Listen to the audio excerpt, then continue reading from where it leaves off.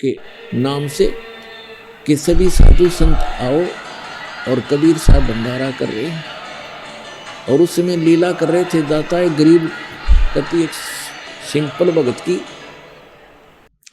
झोंपड़ी में रहा करते थे।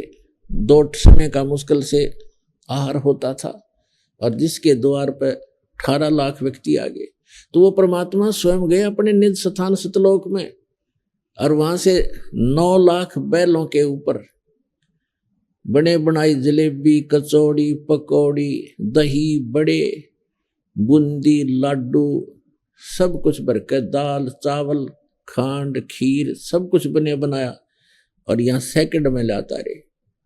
तो वहां सब वस्तुएं आपको उपलब्ध हैं। तो वहां कोई राग नहीं, कोई द्वेष नहीं।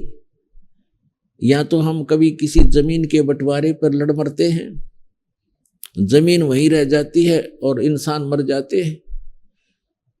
तो ये वृत्ति खराब क्यों होगी हमारी? क्योंकि एक तो ज्ञान नहीं और दूसरा हमारे साथ भगवान नहीं। जब हमारे साथ भगवान होगा और ज्ञान होगा, हमें किसी चीज का अभाव यहां भी नहीं रहेगा।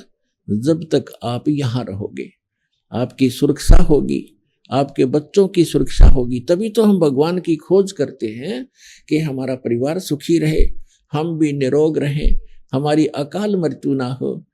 चलो मृत्यु तो ये मानते हैं हम बूढ़े में बुढ़ापा मर जाएं, लेकिन बीच में ना मरे। तो ये इस गंदे लोक में भी, इस नासवान स्थल पर भी उस अविनाशी परमात्मा कबीर जी की शरण में आने के उपरांत ही हम ये सुख भी प्राप्त कर सकते हैं।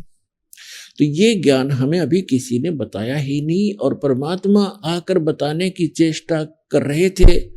सन 1398 से सन 1518 तक 120 वर्ष परमेश्वर यहाँ रहे।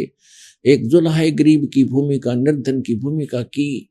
अब वो भूमिका क्यों की? क्योंकि 5 दिन के अंदर इस समागम के दौरान हम आपको परमात्मा की रह कर विस्तार से जितनी हमारी बुद्धि काम करेगी दास की, आपको सब कथाएं सुनाए।